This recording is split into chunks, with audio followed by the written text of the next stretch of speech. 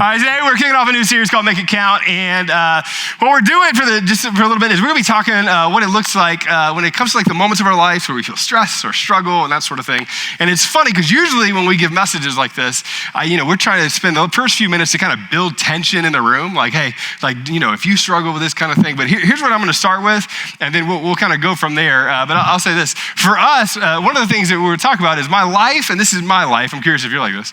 My life is full of good things that feel more like distractions sometimes rather than what matters most. And also, my life is sometimes filled with bad things that sometimes feel like distractions. And then sometimes, I don't know if you feel this, sometimes my life is filled with mundane, ordinary things that feel like distractions away from like what is most important or what matters most to me. So if you're a parent in the room, you probably feel this. There are things where you go, hey, I want to be a great parent, or however that looks for you. And there are moments where you go, hey, I feel distracted by so many different things.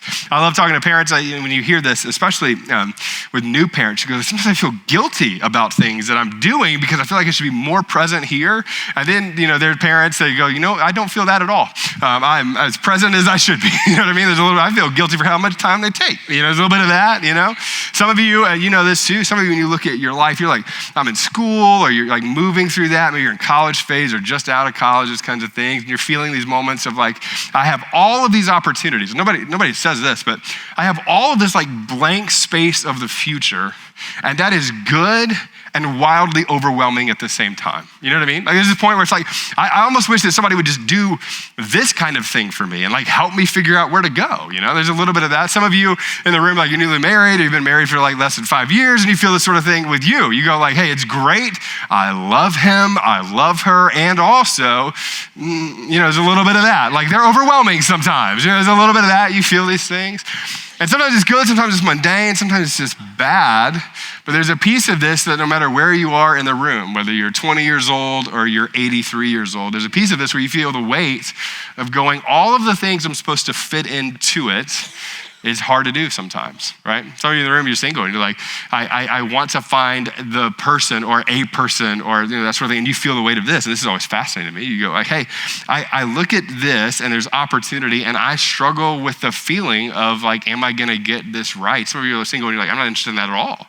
Like I have all of the things that I want to focus on, but the problem is there's just so many of them, right? And then if you're a follower of Jesus, there's this, and this is where it makes it so fascinating.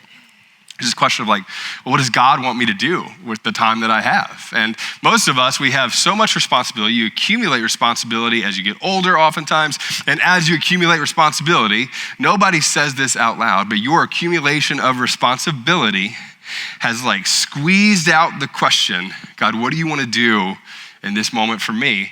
And you know what? You're justified in it. And I'm justified. Like we're good at justifying the reasons that we would go, I would love to have enough margin to pause and go, God, what do you want me to do? The problem is I don't have enough minutes. I don't have enough hours. I don't have enough emotional capacity to focus in on something like that would cause me to go, God, what do you want to do in my life? And then some of you in the room, and then we're going to jump into the text in a second, but some of you in the room, you're not a follower of Jesus, you're curious about faith.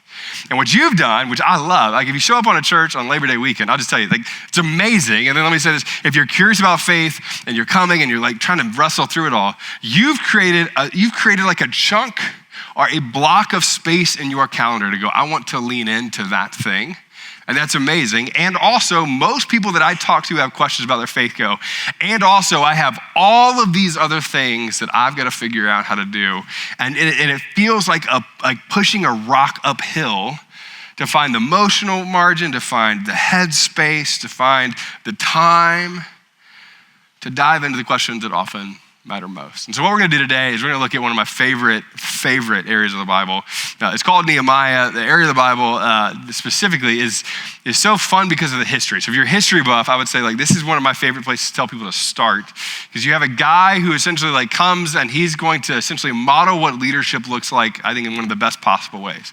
And I came into contact with this as like very like in a lucky way, or however you look at this. Like I felt very lucky to come across this passage along with a mentor when I was in high school. And so I was struggling with things in high school that most high schoolers struggle with.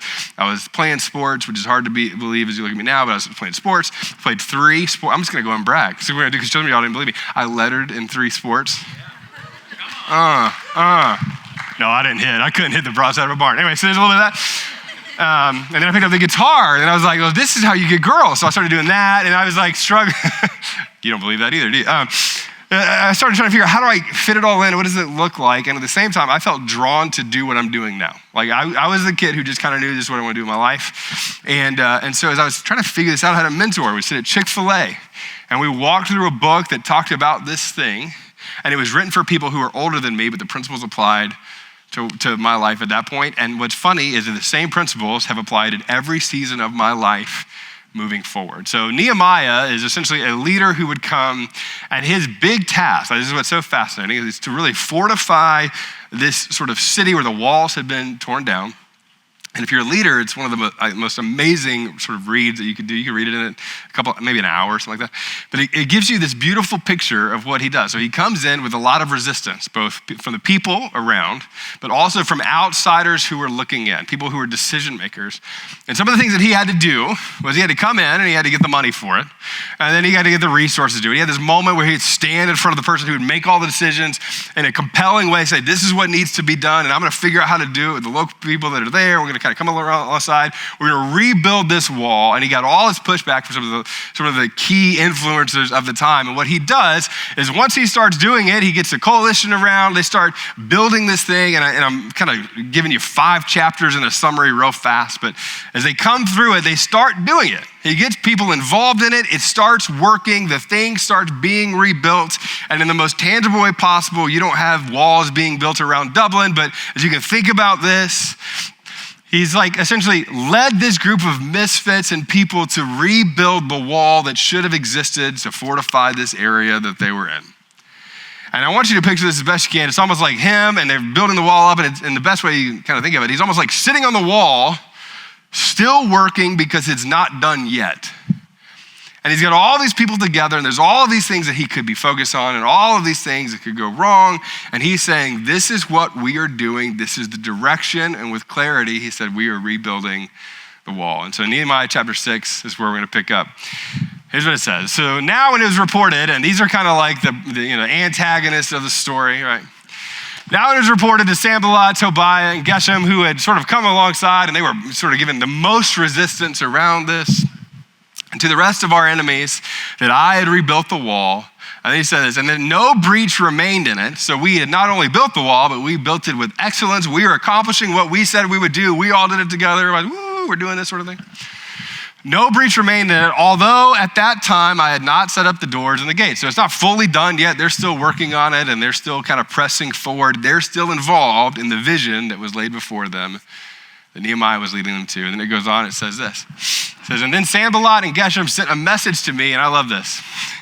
Say, come, let us meet together in the plain of Ono. And then he said, but they were planning to harm me. So again, this is like the fun drama of the story. If you've never read the Old Testament, it's some parts of it are like Game of Thrones, some parts of it like other HBO shows you shouldn't watch. And in some of it, you come in and you go like, oh, there's like the depth of the tension with somebody who's leading a group of people toward what should be done. And then they get into this, and he goes, look, if I show up to this meeting, it's not only that you don't want me to succeed, but you're going to both, assuming, harm me and then harm the people around me. And then you're going to harm the vision that we're trying to take place. We're building this wall. It's very clear. We're moving in this direction. We're doing it together. We're going to rebuild the thing. And so, at least in my mind, you can imagine he's sitting there. The messengers come. It's like, hey, you should come. They just want to meet with you. It's one of those meetings that you just don't take, And his next response is incredible, and his next response has been one of these statements that has guided my life since I was about 15 years old. And it's one of these statements that's beautiful when you read it and extraordinarily hard to apply in the midst of whatever it is that you're in. Nehemiah's response to them is so simple. He simply says this. He says, I am doing a great work, and I cannot come down. I'm doing a great work, and I cannot come down from this wall. Now, I heard this in a sermon that I heard about, and then we looked through a book through this, which is so good. I'd say the book, there's a couple books around it. Visioneering is one of these books. It's great. Choosing to Cheat talks about this. Is another one, both of those by Andy Stanley. It's so good. But then I came across this, and then I got a little note card, and I just put it up. And the reason that I put it up and that I read it so consistently for a long time is that one of my greatest temptations is to go, there are so many good things that I could do, and generally they're not the best things for me to do. And then there are so many bad things that I adopt simply because I don't like to say no, or I don't want to hurt somebody's feelings, or I don't want to do that sort of thing. And then I adopt things that I shouldn't do, that I'm not wired to do, that I'm not even good at, that I shouldn't even be involved in. Sometimes that stuff gets in my life. And then, and this is probably my biggest struggle, then there's all the things that aren't good or bad, they're just mundane, that seep their way into my time and my schedule and in my life. And the only reason that they exist there, don't miss this, is because I didn't intentionally and proactively say, no, I'm doing a great work. I cannot come down. Now, a lot of the people that you admire, whether it's leadership, whether it's athletics, this sort of thing, they have taken this principle and applied it very specifically to their life. Like LeBron James is sitting on whatever wall he built in LA going, I'm doing a great work and I cannot come down. Sometimes it's better than others, but he's doing a good work. You know what I mean? I cannot come down. The people that you admire around leadership, they go, hey, I'm doing a great work. I can't come down in this way. The people that you focus on, that you go like, hey, I wish I could be more like the parents that you know. Sorry, you hear that noise too? Do you hear that? That means we left a door open. That's what, we closed it. There we go. There we go. That's great. Yeah, that's good. Yeah, that's fun. I mean, in a high school, it's kind of cool. Anyway, we're learning all the doors not to open too, so that's fun. And usually I'm the one who left it open, which is also even better. All right, so the people that you look at, the people that you admire the most, when you look at this, they go, I have focused in all of the things, and I'm doing a great work, and I cannot come down. For those of you who are followers of Jesus, let me say it this way. There's all sorts of things that you can adopt that are both good, sometimes mundane, oftentimes bad. But there's a piece of this where you go, God's best vision for your life is for you to be so clear around what you were put here to do that you pull away the other stuff as much as you're able to go, I am going to focus here and have sustained energy and focusing in on what you would have me to do. Nehemiah's response is so great. I love it. He says this. He says, why should the work stop while I leave it to come down to you? Which is a great way of saying, you matter-ish, but not more than this thing. For those of you in the room who are parents, can I just tell you this? This is fun. And you agree with this already. It's just hard to do.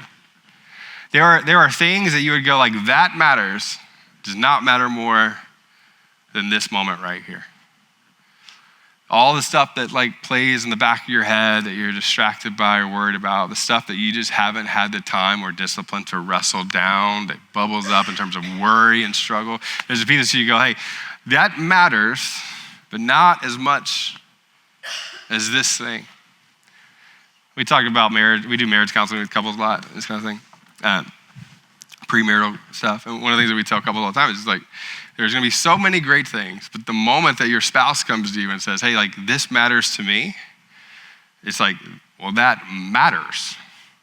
Which means that you might feel that it matters, but the discipline is then going, I'm gonna break apart the other things to create space in my life to ensure that you know that it matters and I do what needs to be done for you. And there are these principles throughout Scripture that are so fascinating, where you go, like, we talk about this when it comes to your time and Sabbath. This is one of the things we tell you. Like, this is so fascinating to me. We go, like, if you work 6 days, but you take 1 day off, it doesn't make sense, but Christians believe that, like, in that gap space, we trust God to fill it, but even do more than what we could do on our own. Right? We believe this when it comes to our finances, that you create space, a percentage amount of your income going, God, you gave me this thing. I'm going to create the space for you to be involved in this. I'm going to freely give that. And when I do that, then you get involved, right? You get involved in that thing. And then there's another piece of this that I would say when it comes to your focus, this is one of those principles when it comes to your focus. That when I carve out the space to focus on what matters most and what God is leading me towards, then all of a sudden the other things that are around my life that still may be good, some of them not, all the other responsibilities, when I focus on what the responsibilities are that he's called me to focus on, the other areas tend to work out too. I put in my notes, I said it this way. I said that the pursuit of what's most important will always come with a temptation to be distracted by lesser things. And come on, you know this intuitively. And what most of us in the room have done, if you're really honest, and you're, kind of most of us go, except for this 1 or 2 or 3 sort of areas that I haven't applied it yet. If you're really honest, you're going to grade yourself on these areas, on the things that matter most and what God is leading you towards. Some of you are like, I'm an A here, I'm a D- here. I'm like very average here. And you look at all of these areas that are important to you, and you've just gone, I haven't leaned in fully to focus my life. In verse 8, it's almost on the backside of the principle that you get kind of the other side of what the bait for all of this is. This is what it says in verse 8. It says, so I sent a message to him saying, such things as you are saying have not been done, but you are inventing them in your own mind, which is a great cut down that you would use on Twitter. For all of them were trying to frighten us, thinking they will become discouraged with the work, and it will not be done. And I would say the older that I get, when I watch people and I struggle with this or I live this, what you are often fighting for isn't just the time. But you are fighting for being encouraged in the direction that God is calling you to go in, and not let your heart be discouraged by the other things and responsibilities. There's so much of following Jesus is protecting your heart and injecting truth into it that allows you to go, I have all of this, but I will be focused here and encouraged in moving forward. And that is hard work. In fact, one of the biggest transitions, I think, from like adolescence to adult thinking is going, I'm not going to be just moved by my emotions here or there. I will allow myself to feel the fullness of whatever that emotion is, and at the same time, allow truth to guide me into what God is moving me and calling me to do. And then you get the prayer that Nehemiah prays, and it's one of the most beautiful, simple, consistent prayers that I think followers of Jesus pray all the time, and that's this. He says, but now, O God, strengthen my hands. Like when you look at the work that I'm doing, when you look at the things that I am trying to accomplish, when you look at all that I feel drawn to and called to, God, strengthen my hands. Allow me to be strengthened in the ways of moving towards what you want for my life. Can I tell you something? This is like the really honest part. I've followed Jesus long enough to know. I've watched people who have followed Jesus a lot longer than I have know that strengthening my hands into God's will is not always the place that I even want to go. But there are moments where it feels like, yes, I will follow you-ish, there's a little bit of that. There are moments where you know that you are delaying obedience to what God is calling you to do, simply because you know how hard it's gonna be. Some of you in the room, if you're really honest, like for some of you, it's like a forgiveness thing for somebody, and your thing is hard work around that, and you just haven't. You just haven't, because it's hard work to do that thing. And you go like, the place that I'm being called to, it's almost like I can't get there until I release this thing. Many of you in the room, because I talk to you all the time, you're fantastic leaders. But you also know that you've hit a lid in your leadership. And oftentimes the lid for people who are followers of Jesus when it comes to their leadership is simply saying, I'm not willing to ask the hard question and do the hard work of getting my life fully focused on what it is that you're calling me to do. Some of you, if you're, again, I'm being super blunt, but like your marriage is good, but it will never be great until you do this thing. Your marriage or relationship, it'll be good. And you can skid into 85, 90, 107 years old, which would be amazing. You get into that range of it and go, we lived good, but you didn't live what you could have lived because you didn't say no enough to things that were lesser to you. One of the things that both haunts me and scares me and is maddening in the back of my head, we have 3 kids, is somebody told me this and I'm like, I got so mad the day they told you. If somebody tells you something true, but it made you mad. Have you ever had one of those moments? Like They told me, and so I would ask people, I still do this. I have this like really long Apple Notes. So I'll ask people all the time, I was like, give me like your best parenting advice. And I've been doing this since, I always say we got pregnant with Henry, but anyway. So since we had Henry. And so we're in like that 9-month process. And I just ask people. I ask people at the airport. I ask random people all the time. I'm just very, I guess, direct. And I took notes on all this stuff. And one of the people told me this. They said this. They said that your kids will tell a story, and the story that they tell of their childhood will be very connected to just how much you looked them in the eye. And that pissed me off. You know what I mean? Like, I was so mad about that. And here's why. You gotta tell you why? Because I have other responsibilities too. And you do too. I have all of these other things, and I'm gonna try really hard. And then I felt like a failure at times in the first 5 years. Well, 8 years, Henry's 8. You know, I feel like a failure now. Like, this point, I don't do it. And then I went, oh, that is actually so true. And the only reason that I don't do that well is because I have chosen to come off of the wall and be engaged in lesser things. Come on, you have all the responsibilities that you're gonna have. And also, your family, I believe, should be right up there with your relationship with God. And I'll just tell you this is one of the most, it's so true, is that until you go, I'm gonna pull away the lesser things and focus first on what matters most, you will be pulled towards the lesser things in your life. So I put in my notes to say this, and this is kind of where we wrap up in a second. That's this. What God wants to do through the vision that he has for your life is greater than your own strength can produce, but it will require you to say no more than you say yes. So the practical work around this, and I'll tell you, the practical work around this is this, that I think you have to identify what actually matters most in your life, right?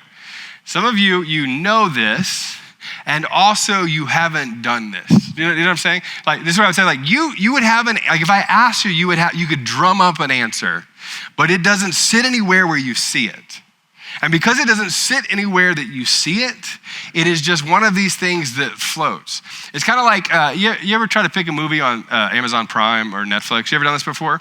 This is the worst experience I think a person can have because there's so many options and you have so many, now they like recommend things to you. You ever seen this? Like, oh, you watch The Bourne Identity, so you'll obviously like this Jane Austen movie. Like something like that, like there's a piece of this where you look at, it's hard because there's so many options. Until you have clarity on which one you're looking for, you'll spend an hour and a half just, that looks ish. Sharknado, sure, yeah, that's whatever. Like you'll just lean into something like that. I was gonna say, until it's down on paper in a place that you see it consistently and it becomes a part of the framework of your decision making, you will be pulled to lesser things.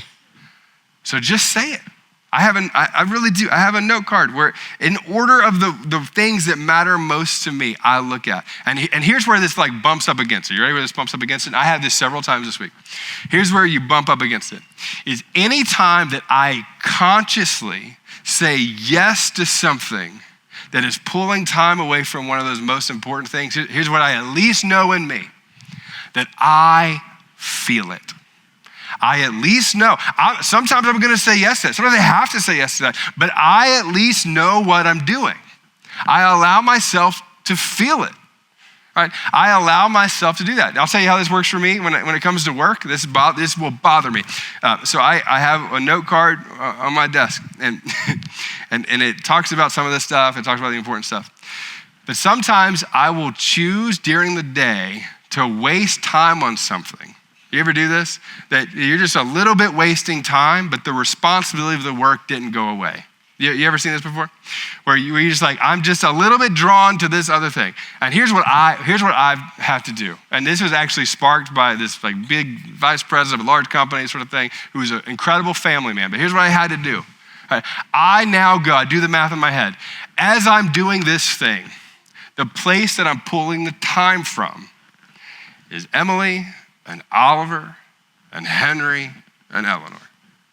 Which means that when I'm tempted to doom scroll on X and be equally frustrated and also slightly feel better than everybody posting about whatever that thing is, that is 7 minutes that I'm not in the floor with my kids.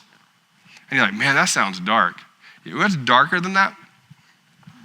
A 19-year-old who doesn't have the story of those things with their family, right?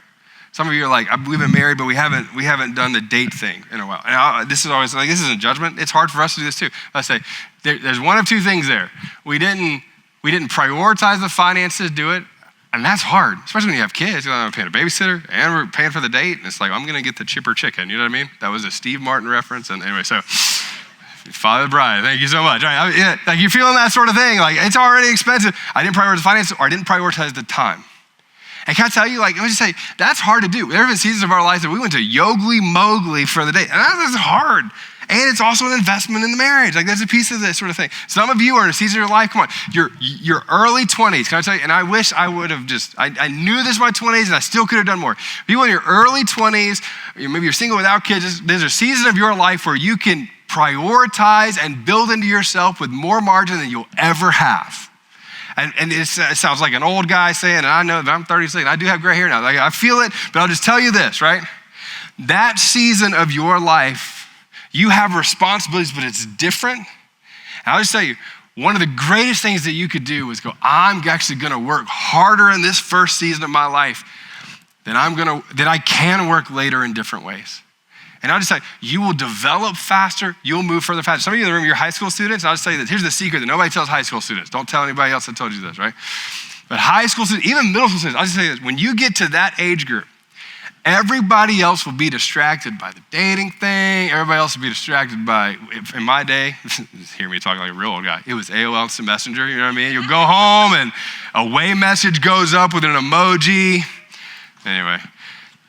Hours go away, you'll be worried about all sorts of things. Can I just tell you this?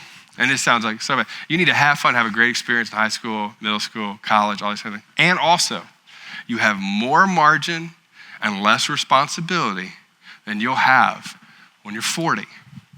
And people who prioritize those seasons to prepare themselves to propel, go into the world, that is not just and then I'm good. It's not that. That is a spiritual discipline of 14, 15, 16, 17, 18, 19, 20, 21, 22-year-olds.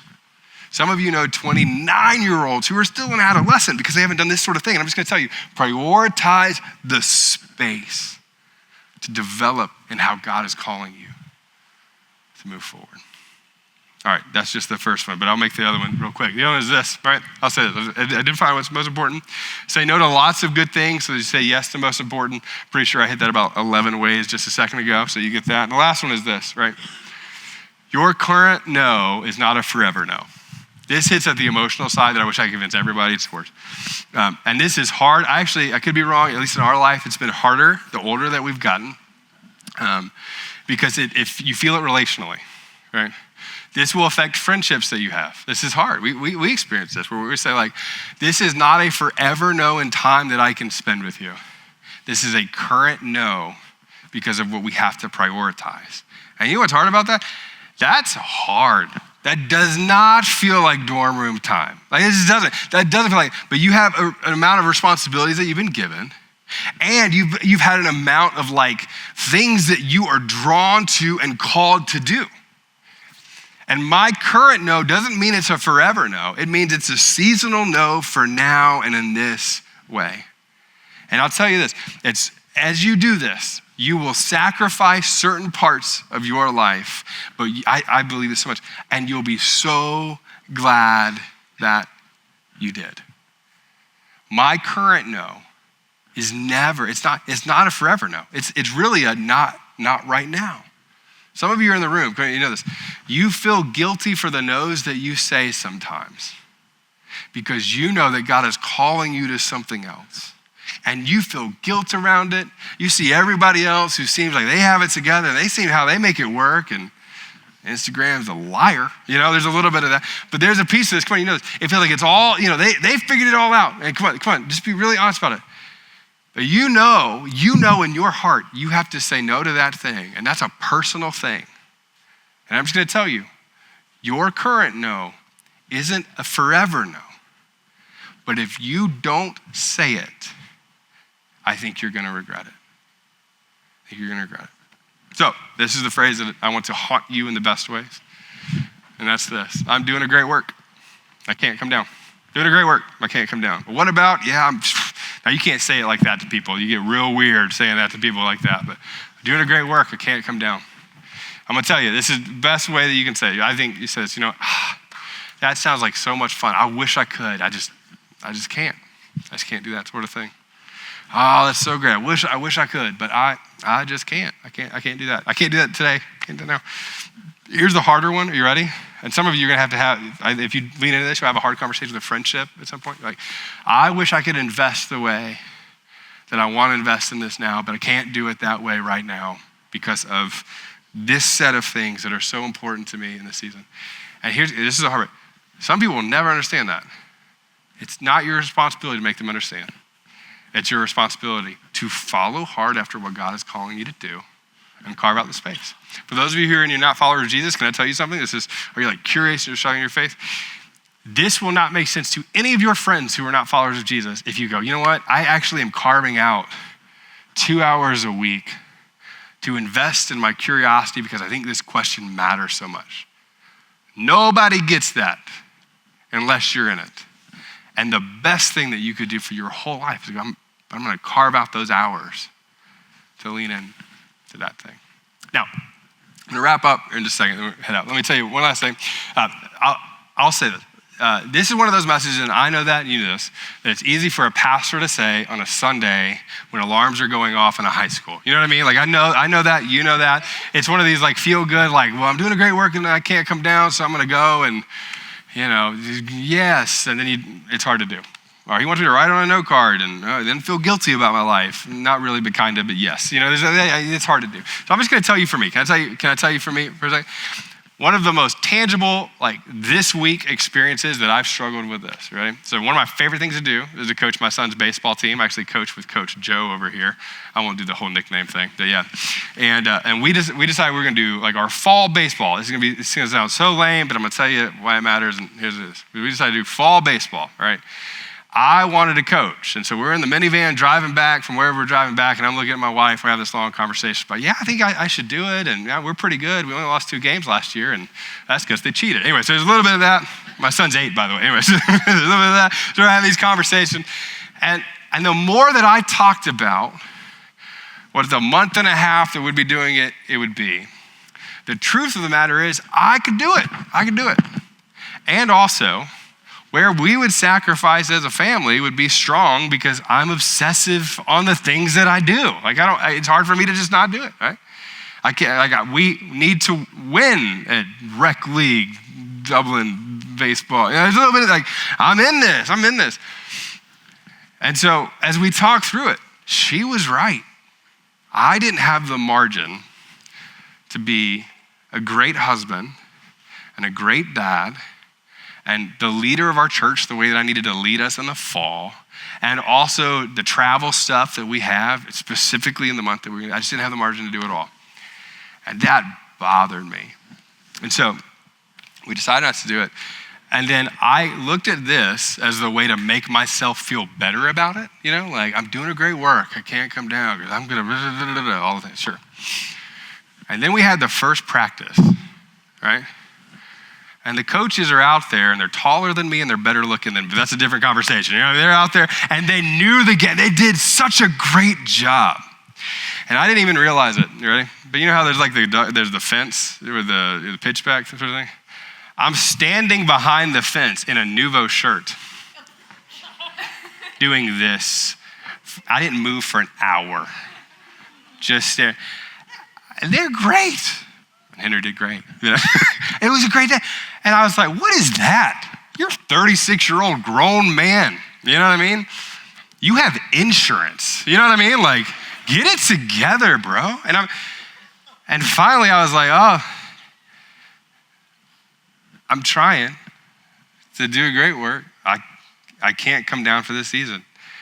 The drive home that night, Emily looks at me and goes, spring will come quicker than you think. You know what I mean? Like, we'll do it in the spring. Can't do it now. I'm like, yeah. That same thing was true in other areas where I had to say no in other parts of my life. Planning a church, when we started our church, no one that we talked to went, oh yeah, that's gonna be easy. Oh, then the pandemic happened. And I'm not kidding. One of the things for us where we go like, we sat on the bed one night. We said, are we gonna plant this church now or are we gonna do it later after the pandemic is over? And I'll never forget Emily looking at me, sorry. And she goes, if God called us to do this, we believe he called us to do it in this season, which means and what was painful is that we're gonna say a lot of no's to a lot of things to do this when you will only do Zoom calls for a year and see this much of human beings. And you're like, wow, you're a lot taller than I thought, like that sort of thing when you meet a person. And I would say, for us, it's always hard and it's always sacrificial. And 36-ish me is still always grateful for when we get it right. And we don't get it right all the time. I mostly mess it up a lot. But when I can remind myself that God has called us to something and we're moving in that direction, and we're gonna trust him and be obedient, and we're gonna stay on the wall, and we're gonna say no to the lesser things. What's on the other side of that yes to obedience is always, always better, even if it's sacrificial. And you're standing there staring at coaches coaching your baseball team. Right? We also had 6 of our guys on the team. That's a different thing. Anyway, so here's what I'm gonna ask you to do. I'm gonna ask you just for a second. If you're not a follower of Jesus in the room, I think this is a great way for you to think about this too. It's just kind of a moment for you to reflect, and it's something we can all do. But I want you to think about this. What's the thing, right, that you're currently saying yes to that you know that you shouldn't say yes to? For some of you, it's like 11. For some of you, it's like 4. I'm not gonna ask you to get all of those. But for most of us, there's one thing right now that you know you need to say no to. And we're going into the fall. This is a great time. It's a restart. September is it's a weird January in the year. You're restarting.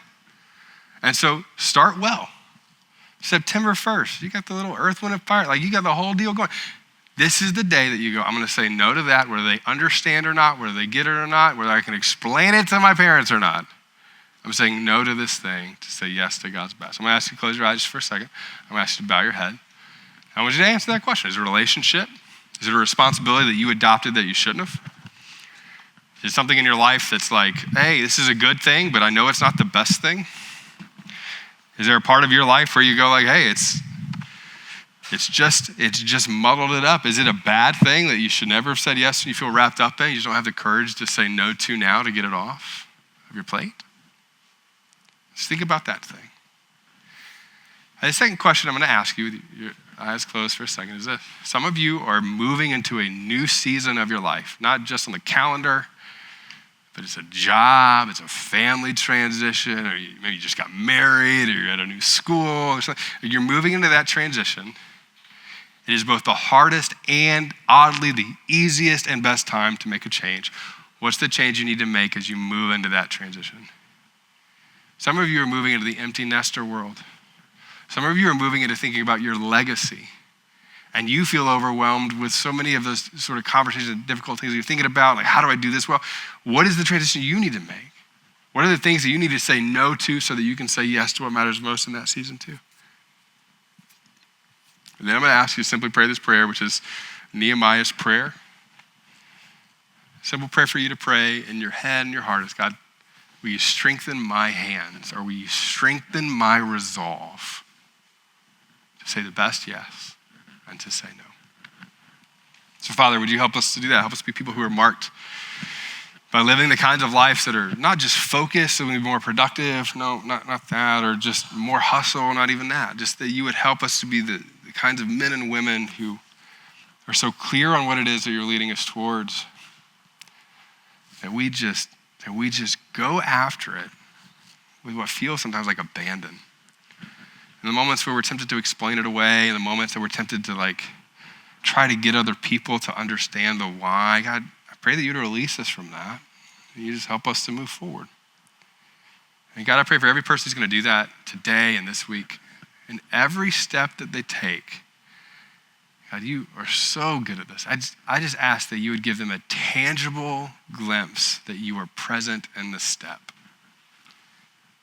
God, that you'd remind them that you're there waiting on the other side of their obedience. You're drawing them close to you. God, we would ask that you would just be tangibly present in those ways. And lastly, we pray for the person in the room who's curious about faith, trying to walk through it, trying to figure it out.